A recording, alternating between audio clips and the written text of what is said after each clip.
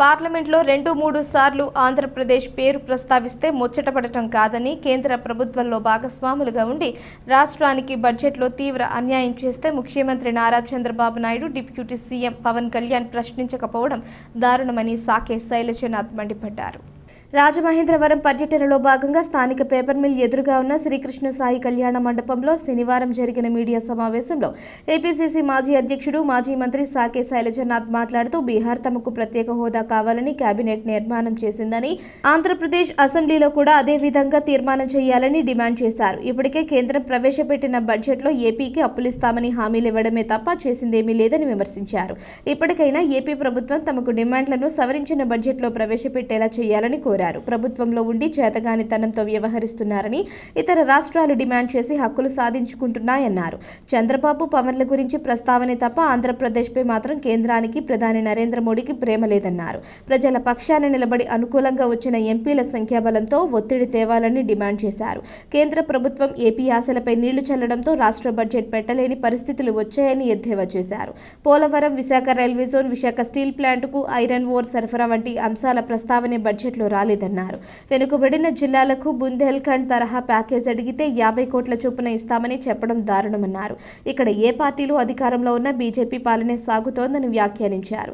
సమావేశంలో కాంగ్రెస్ నాయకులు Balepalli Muralidhar, Martin Luther, టీకే విశ్వేశ్వర్ రెడ్డి, బోడా వెంకట్, చింతాడ వెంకటేశ్వరరావు, కిషోర్ కుమార్, జైన్, శ్రీనివాస్ తదితరులు పాల్గొన్నారు. ప్రభుత్వంలో ఉండి కూడా నరేంద్ర మోడీ గారి పైన, వారి ప్రభుత్వం పైన, అంటే మీరు వారంటున్నారు కాబట్టి మేము మాట్లాడుతూ ఉన్నాం, మీ ప్రభుత్వం పైన మీరు సరైన రీతిలో ఒత్తిడి తీసుకుని వచ్చి ఈ రాష్ట్రానికి మేలు చేసేటివి ఏమీ తీసుకురాలేకపోయారు. అన్నీ మాటలే. దానికి ఇచ్చేస్తాం, దీన్ని దృష్టిలో పెట్టుకుంటాం, మర్చిపోం, అంటే మాకు ప్రేమ.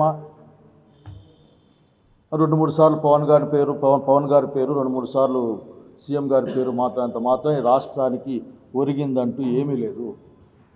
బడ్జెట్ పుస్తకాల్లో ఆంధ్రప్రదేశ్ పేరు రాసినంత మాత్రాన ఆంధ్రప్రదేశ్ రాష్ట్రానికి రావాల్సిన అవసరాలు రాకుండా పోతే ఏం లాభం ఉండదు. బాబు గారు, పవన్ గారు, నేను మాట్లాడతాను, నేను ఇన్ఫ్లుయెన్స్ చేస్తాను, నా మాట కాదనరని పవన్ గారు చెప్పుకుంటుంటారు, ఉప ముఖ్యమంత్రి గారు.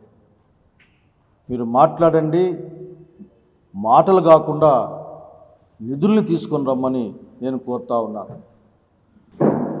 ప్రత్యేక తరగతి హోదా ఊసు కూడా లేదు. బీహార్ రాష్ట్రం ప్రత్యేక తరగతి హోదా ఇమ్మని డిమాండ్ చేస్తూ ఉంది. కానీ ఆంధ్రప్రదేశ్ రాష్ట్రానికి మేము ఇచ్చినామని కేంద్ర ప్రభుత్వం వాగ్దానం చేస్తుంది.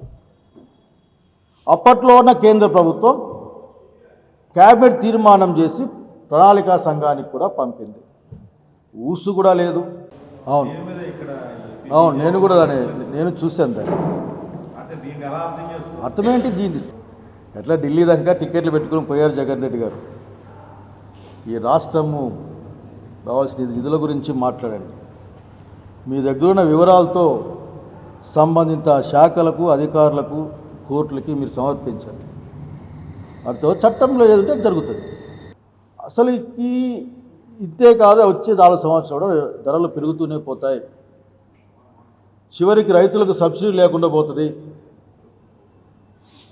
మొత్తం బడ్జెట్ గురించి మాట్లాడుకోలేదు, కానీ అది ఎన్ఆర్జీఎస్కి మీ దగ్గర నిధులు పెంచింది లేదు, ఏం లేదు.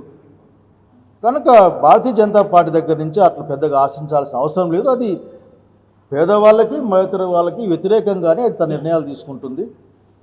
అదానీని, అంబానీ మాట ఏదో ఊకదంపుడుగా మాట్లాడడం, ఆర్థిక వ్యవస్థ మొత్తం కేంద్రంగా 2-3 చేతుల్లో పెట్టి ఈ దేశాన్ని కంట్రోల్ చేయాలనుకుంటా ఉంది.